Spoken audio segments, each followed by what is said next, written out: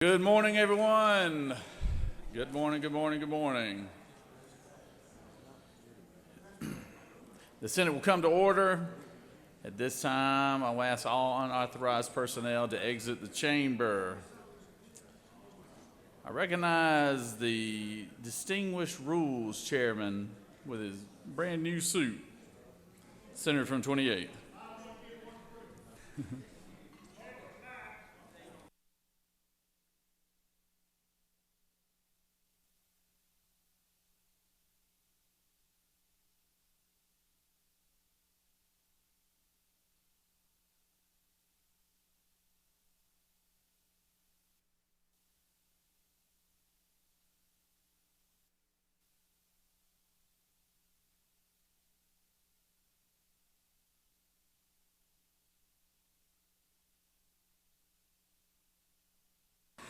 I told you that suit took words away from my mouth, you know?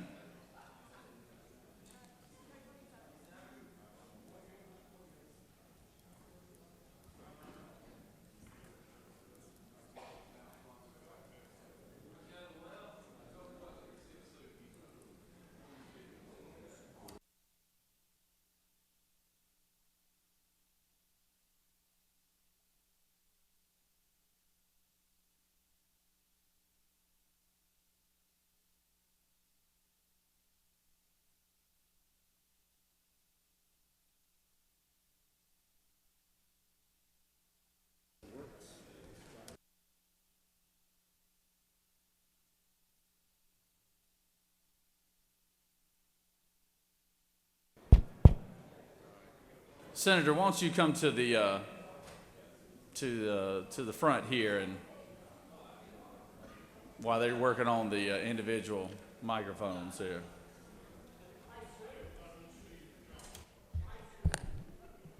Are we on? Mr. President, I'm convinced you just wanted to get me down here so you could take it all in. But good morning. So we don't have any pages today, apparently. I didn't have a page list. That breaks my heart. But it is a rainy day, so it's probably better that they stay at home and stay in school. But today, yesterday we had a great birthday. A great American had a birthday, January 8th, the King. Another great American birthday today, my mama, Linda Brass. Happy birthday, mama. Journal's been read and found to be correct. Y'all want me to stay here so you can just keep looking at me? No, you're good, Senator. You sure? Yes, sir. You sure? Yeah, you're welcome. Are you sure? You are welcome to yield the well. Thank you, Senator. Is there objection to dispensing of the reading of the journal? Chair hears none. The reading of the journal is dispensed with. Is there objection to confirmation of the journal? Chair hears none. The journal is confirmed. All senators who have bills and resolutions to introduce, please bring them to the Secretary's desk at this time. First reading and references to Senate bills and resolutions. Secretary. Senate Bill 333 by Senator Dixon of the 45th and others, a bill to be entitled an act to incorporate the city of Mulberry to State and local government. Senate Bill 334 by Senators Albers of the 56th and others, a bill to be entitled an act to amend Code Section 25323 of the OCGA relating to minimum Insurance and labor. Senate Bill 335 by Senator Albers of the 56th and others, a bill to be entitled an act to amend Code Section 16622 of the OCGA relating to incest so as to expressly include Judiciary. Senate Bill 336 by Senator Kirkpatrick of the 32nd and others, a bill to be entitled an act to amend Article 1 of Chapter 2 of Title 37 of the Regulated OCGA. industries. Senate Bill 337 by Senator Kirkpatrick of the 32nd and others, a bill to be entitled an act to amend Code Section 38-111 of the OCGA relating to personal aids. Government oversight. Senate Bill 338 by Senator Seltzer of the 37th and others, a bill to be entitled an act to amend an act providing for the State and local government, general. Senate Resolution 432 by Senator James of the 35th and others, a resolution urging. Rules. Senate Resolution 433 by Senator Ginn of the 47th and Rules. others. That completes the order, Mr. President. It is now time for the morning roll call. Are there any motions to excuse? Senator from the 33rd.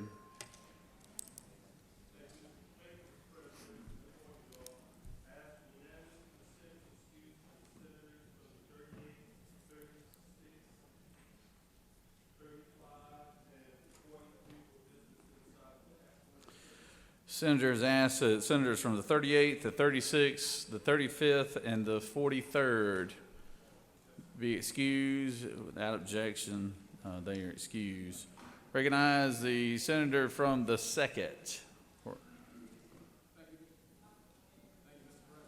I can hear you. Okay. Senators ask that the senator from the 14th be excused. Without objection, the senator is excused.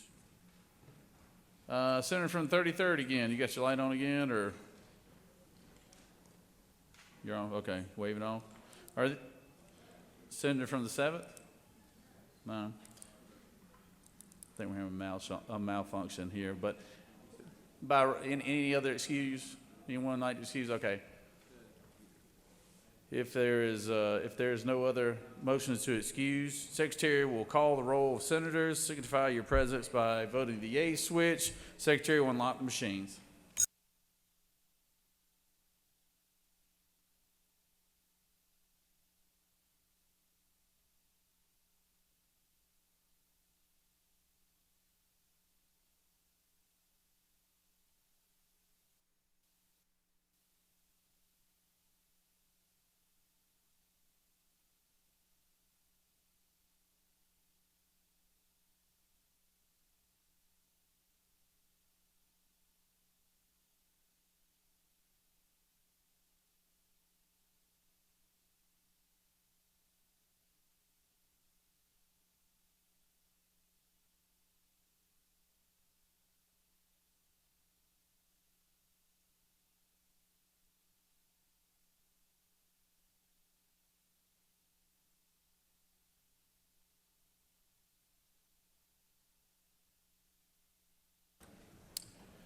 It is now time for the morning devotion. All senators, please take your seats and cease all audible conversation. Doorkeepers, please secure the chamber at this time.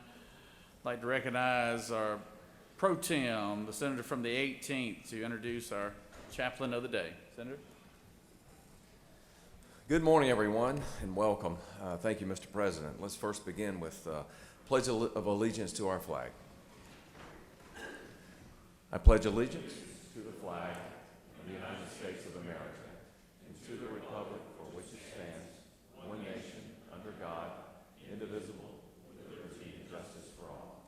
And now to our Georgia flag. I pledge allegiance to the Georgia flag and to the principles for which it stands, wisdom, justice, and moderation, courage. Well, good morning, colleagues, again, and thank you, Mr. President. It is my honor today to introduce as our chaplain of the day, Rabbi Elizabeth Bahar. On June the 1st of 2020, Rabbi Elizabeth Bahar joined Temple Beth Israel in Macon. Rabbi Bahar earned her BA in philosophy at Brandeis University. Rabbi Bahar was ordained in 2009 by Hebrew Union College, Jewish Institute of Religion, where she also earned her Master of Arts in Hebrew Letters. Prior to joining Temple Beth Israel in Macon, she served the congregation in Jacksonville, Florida. Before that, she served as the spiritual leader of Temple B'nai's Shalom in Huntsville, Alabama. The values and traditions she cherishes and her commitment to fostering the closest relationship possible between the congregation and clergy are central to her new role at Temple Beth Israel in Macon. Her commitment to community and learning extends her roles as she is a published author. She's also a board member of various Macon organizations, including the Interfaith Tapestry, Leadership Macon, Mercer University, and Mercer's Marriage and Family Therapy Program. Rabbi Bahar's multifaceted career reflects her dedication to faith, education, and, as you have seen, community service. She is joined today by her daughter, Aiden, who is with us. And colleagues, please join me in welcoming Rabbi Bahar, Elizabeth Bahar, this morning. Thank you. I'm sure some of you saw several weeks ago in the news reports about an airplane in Japan that had a horrific incident. Of course, I clicked the bait and realized that it wasn't just an incident, it was a miracle. 379 passengers survived that fiery crash. A miracle in and of itself that so many of them, the entire flight survived. And investigators went on to determine, why did those people come out alive? It was discovered that not only did they have a perfect exit, but they all left their baggage behind. And the truth is that there are various times in our lives when we do need to do that. We need to leave our baggage behind. Today we live in an era of so much divisiveness, where there is polarization and xenophobia. It reminds me of a time period just a few centuries ago, in 587 BCE, when the temple was destroyed because of so much contention.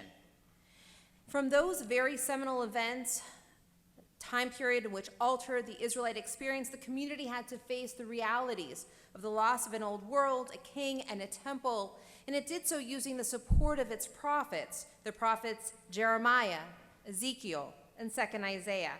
It was the weeping prophet Jeremiah who articulated that newness comes out of grief. It was the priest prophet Ezekiel who emphasized holiness becomes the grounds from which hope is sprouted.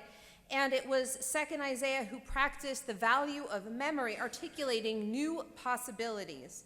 Memory, of course, asserts against the amnesia for which nothing is noticed, critiqued, and at times even subsequently absolutized.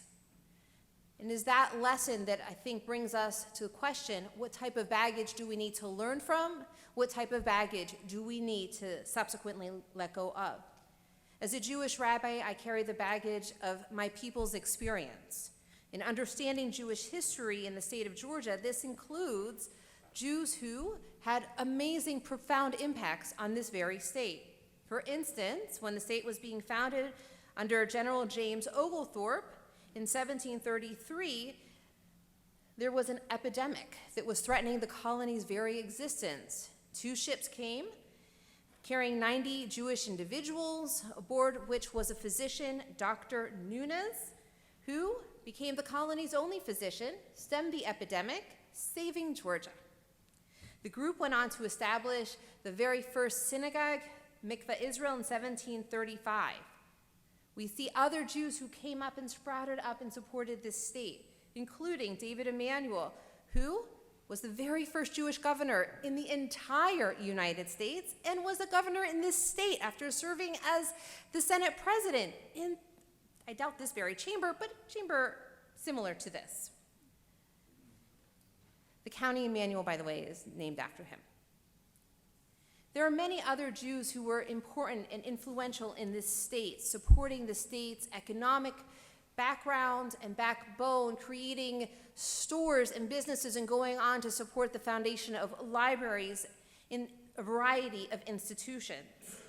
But just as much a part of the state of those Jews who went on to support and enrich it was also part of our history, which is sad. Those anti-Semitic moments, which is an unfortunate memory. During the Civil War, Jews were temporarily banned from Thomasville, and it was under the influence of the KKK in the early 20th century surrounding Leo Frank, which eventually led to his lynching.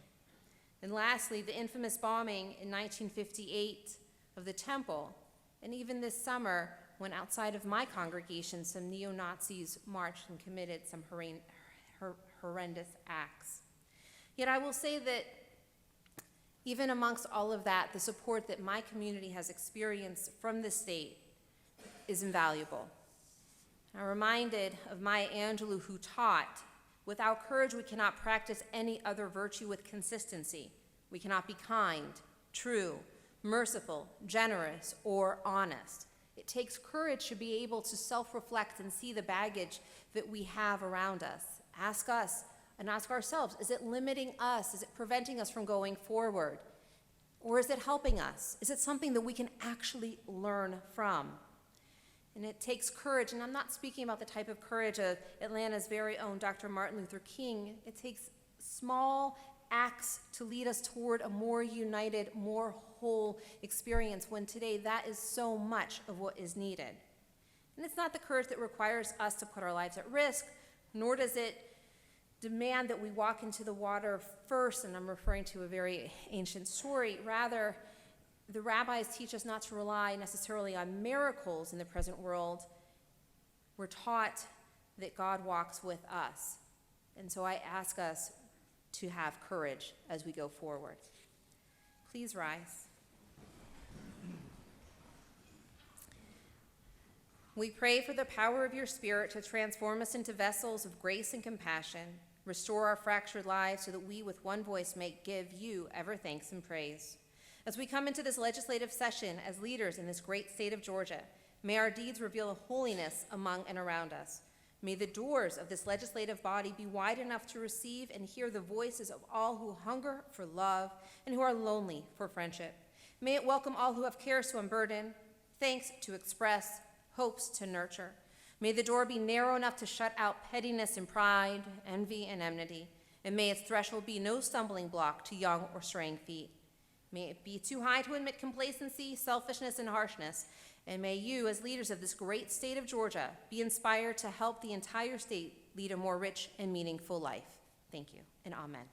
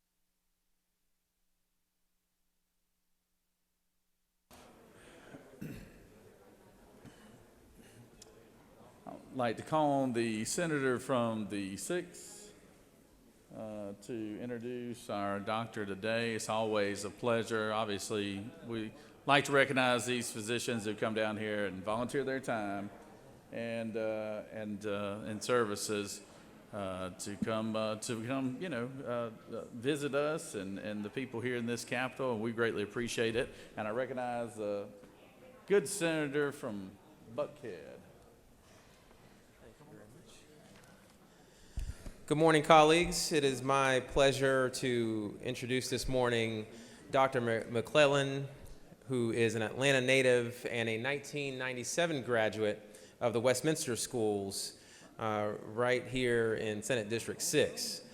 He earned his BA in history from Princeton University in 2001, and while at Princeton, he played a number of sports.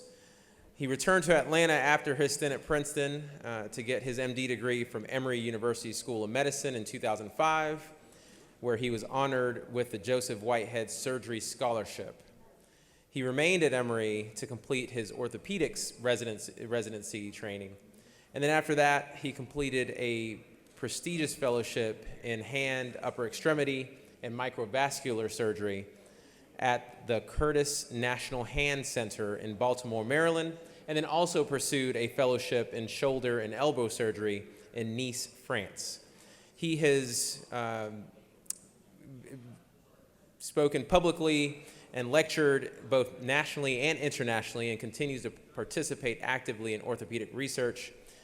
Please join me in welcoming Dr. McClellan.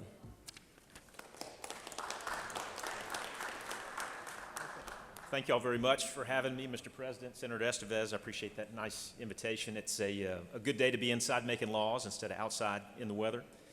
But on a personal level, I just want to thank all of you and the commitment you've made to the state of Georgia.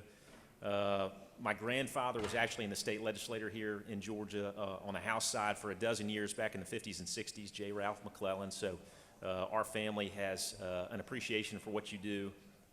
And then from a physician side, I just want to encourage all of you as you make your policy decisions and discuss things over the next several weeks to think about what we can do to take good care of the patients of Georgia, what we can do to recruit the best and brightest physicians and maintain the best and brightest physicians within our state. So thank you all for the commitment you've made, and thank you for having me today. And if I can help you, I'll be in the infirmary all day. All right, thank you.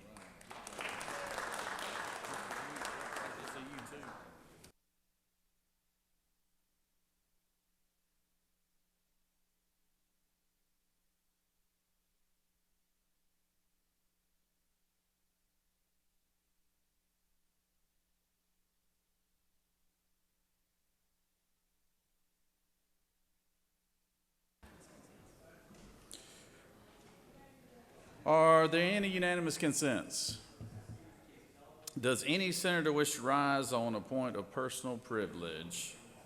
Now, just give you a little update here. We are having technical difficulties with the mics at your desk. We do have Alexandria here who has a mobile mic if any of you would like to speak from your desk. So that will be made available to you. But I recognize Senator from the 2nd for a point of personal privilege.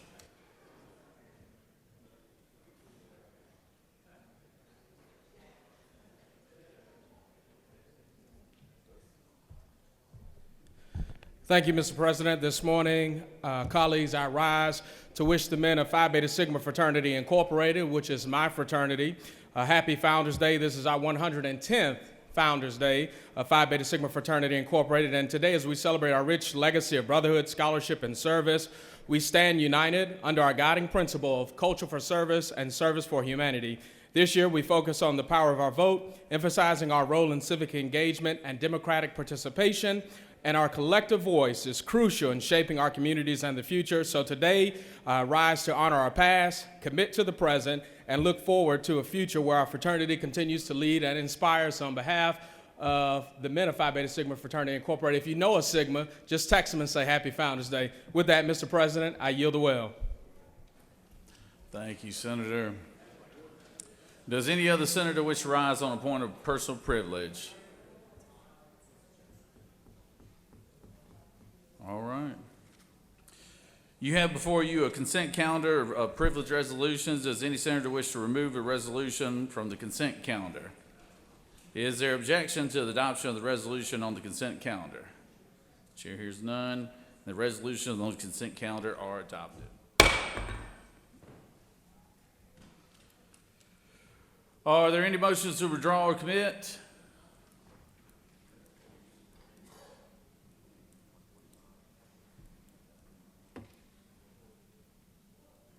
You want anything? Recognize the senator from the 51st, Majority Leader. Come on down here to the roster here. Come to the well here.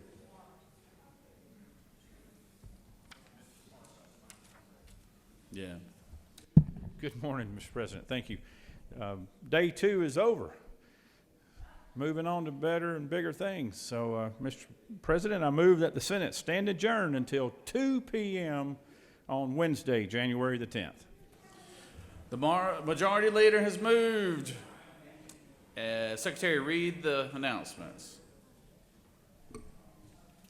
Regulated Industries and Utilities Committee meets at 4:00 p.m. today in room 450. That completes the order, Mr. President. All right, the Majority Leader has moved that we stand adjourned until 2 p.m. tomorrow. All those in favor of the motion will signify by saying aye. All those opposed, no. Looks like the ayes clearly have it. We're adjourned.